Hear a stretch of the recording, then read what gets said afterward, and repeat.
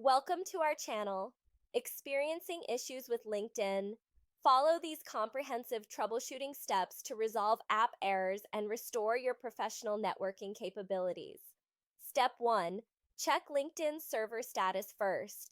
Visit downdetector.com or LinkedIn's help page to verify if there's a widespread outage affecting users. Step 2. Force close the LinkedIn app completely. Remove it from your recent apps list to ensure a fresh start when reopening. Step 3. Clear the app's cache and stored data. Go to Settings, Apps, LinkedIn, Storage, and tap Clear Cache to remove temporary files.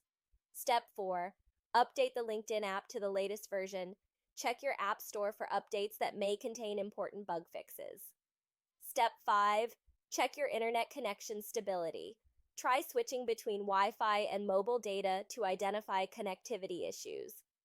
Step 6. Sign out and sign back into your account. This refreshes your session and can resolve authentication problems.